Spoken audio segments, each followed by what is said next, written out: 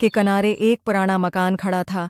ये मकान बाकी घरों से अलग थलग था, टूटा फौटा, दीवारों पर काई जमी हुई, छत से बार बार बोसीदा लकड़ियां झड़ती रहते।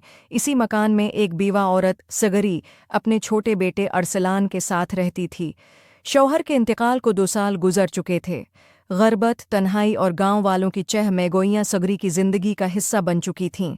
लेकिन असल खौफनाक राज ये था कि इस मकान के पछवाड़े वाले बाग में एक चुड़ैल का बसीरा था। कभी आधी रात को किसी औरत के हंसने की आवाज़ सुनाई देती, कभी लंबी चोटी वाली साए जैसी शक्ल खिड़की के पास आती और गायब हो जाती। गांव वाले डर के मारे इस घर के करीब नहीं आते थे। शाम का वक्त, सगरी और उर्सलान चोलाहे के पास बैठे हैं।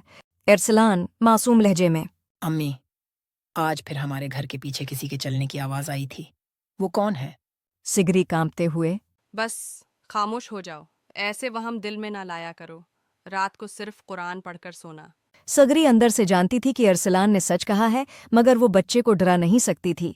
रात का पहर, रात के वक्त तेज हुआ चलने लगी। मकान की खिड़कियां चरचराने लगीं।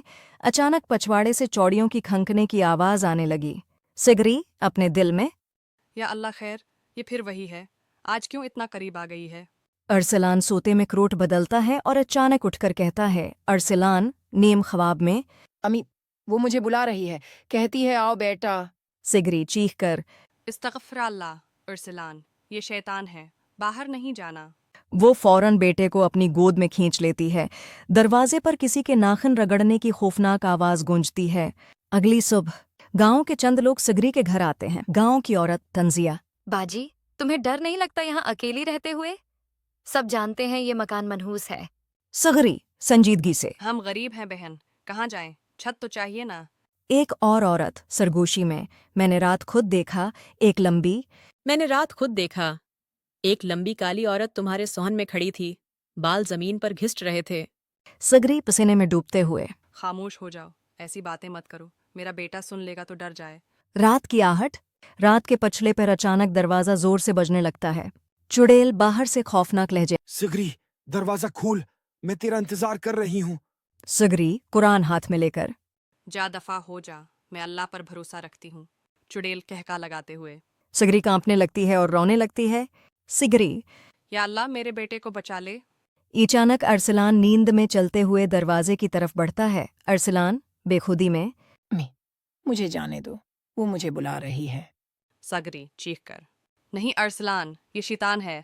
उसे जोर से पकड़कर अपने साथ चमटा लेती है। गांव के बुजुर्ग के पास जाना। अगले दिन सिगरी अपने बेटे को लेकर गांव के बुजुर्ग हकीम बाबा खजर के पास जाती। सिगरी रोते हुए, बाबा जी, मेरे शौहर के मरने के बाद से ये मकान मनहूस हो गए। बाबा खजर आंखें बंद करके, बेटा, ईमान मजबूत रख, लेकिन याद रख, ये चुड़ैल बहुत पुरानी है। उसे रोकने के लिए तेरा कुर्बानी देना लाजमी कुर्बानी? होगा। कैसी कुर्बानी? बाबा खामोश हो जाते हैं। सिर्फ एक काली तस्बीह सगरी के हाथ में थमा